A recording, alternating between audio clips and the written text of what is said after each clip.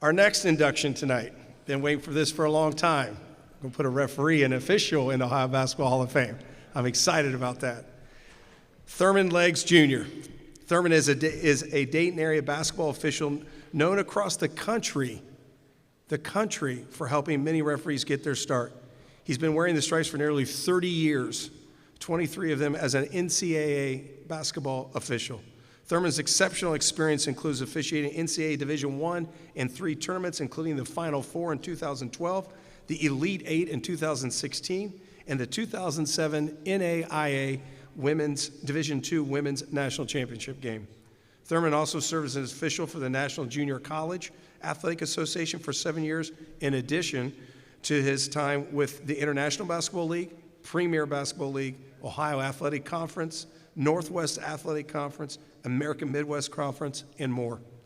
Leggs led the Miami Valley Officials Association as president from 2003 and 2004 and was a longtime basketball instructor for his high school referees. Thurman and his wife, Charlene, have one son who is a U.S. Marine. Thurman is a University of Chicago graduate who earned his degree in mathematics and computer science. Please join me in welcoming Thurman Leggs Jr. to the Ohio Basketball Hall of Fame.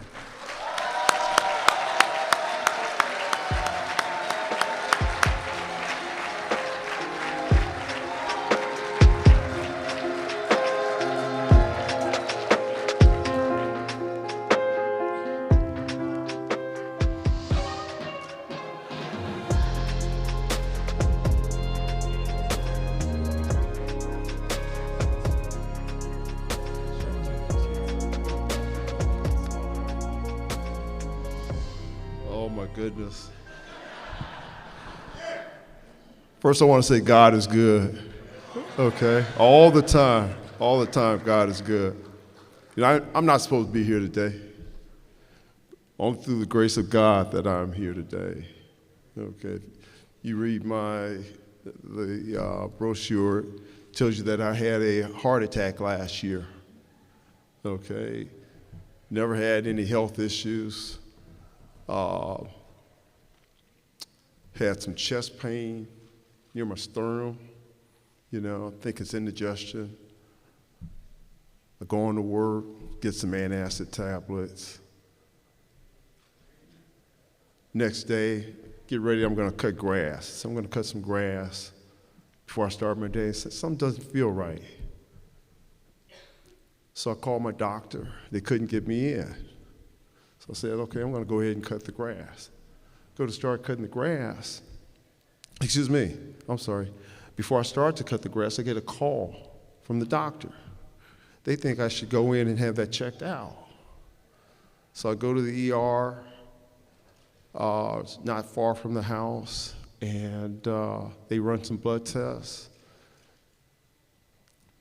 The doctor comes back and says, how do you feel? I feel great. I feel pretty good. He says, well, I want to tell you, you had a major heart attack yesterday.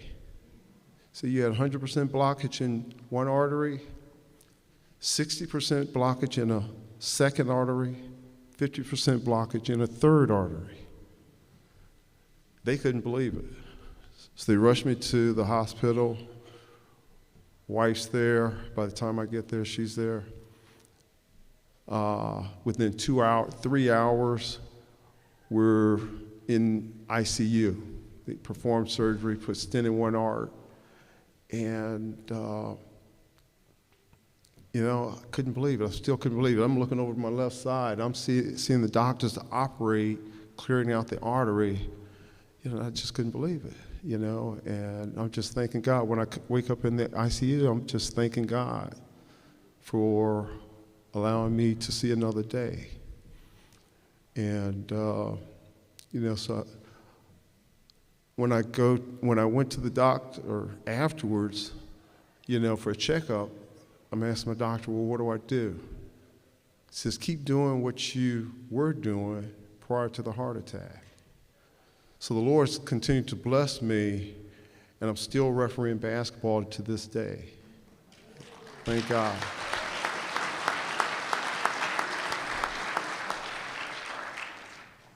And he's blessed me each and every day of my life.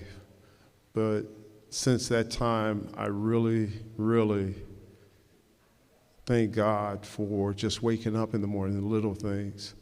And I just want to take a minute to thank my family. If my wife and son would stand up for a minute. Okay. All my family members that came hundreds of miles to be here, please stand up. Okay. I'd also like to ask all my fellow officials to please stand that have assisted me, gone through my classes, worked tournament basketball.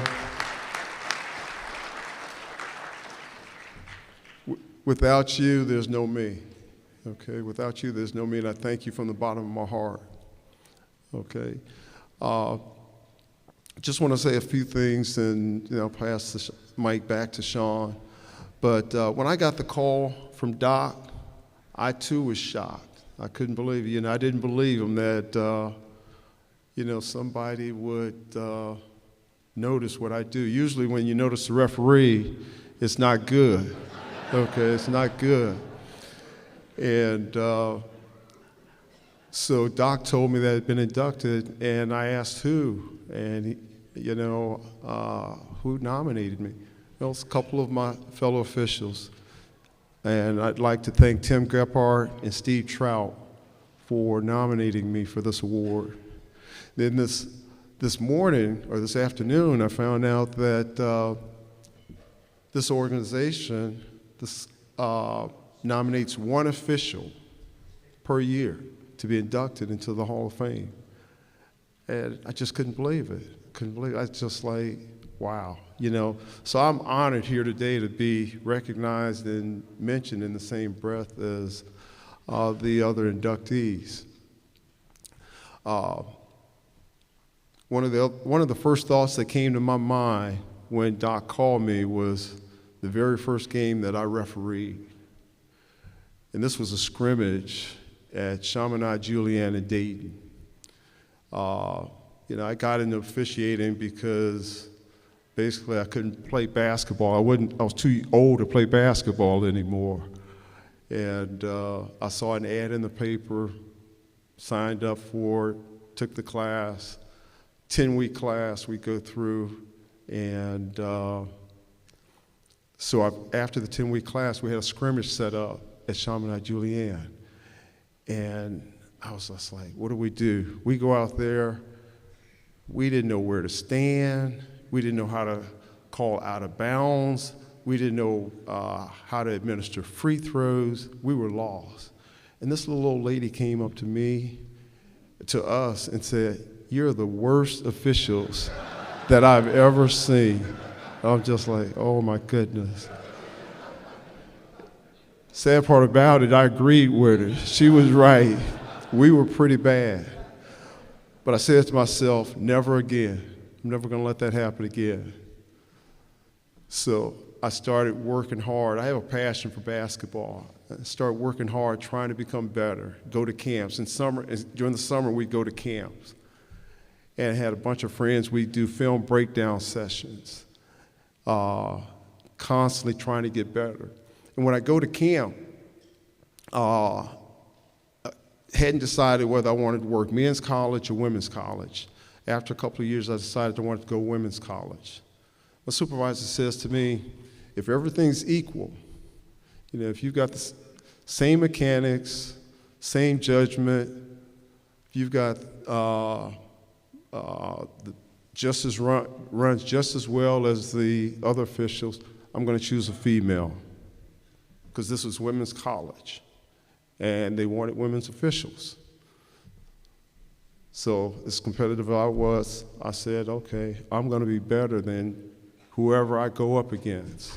I'm going to run faster. I'm going to know the rules better. My mechanics are going to be better. I'm going to be better in everything. I'm going to make that decision easy for those supervisors. And I just continued to work at this avocation over the years, and I worked hard at it. I would go to probably 10 camps a summer. It was costing probably about $2,000 a camp. And if you didn't get picked up, you kind of feel like that was $2,000 wasted. But you'd go back the next year. And eventually I got picked up in some small college conferences. And I just want to maybe fast forward a little bit further. When I had the opportunity to work the NAI National Championship. In that tournament, they would select 16 officials, and we'd work a couple of games, and then they would cut them in half. And then the next day they would cut them in half, and they'd get down to 4 officials. Well, my first year, I had the opportunity to work the championship game. I believe 2 years later, I had the opportunity to work the NCAA Final Four, Division III. And so I kept getting better, and then I just wanted to do something to try to get back. I felt like it was all about me. It was all about me, but I wanted to give back. So I had a friend who was teaching a class, Harry Hall. Harry was about to retire, and they needed an instructor. So I decided, okay, that's what I'd like to do. So I started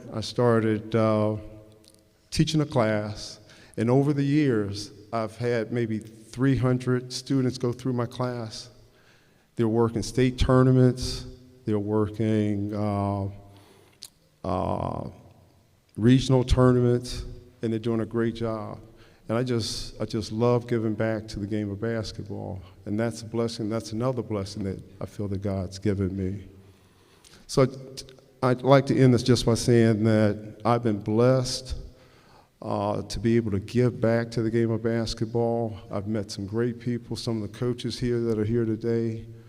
I just couldn't have done it without them. They made me a better official by challenging the calls that I made. And I thank God because I can continue doing what He's blessed me to be able to do. Okay? Thank you.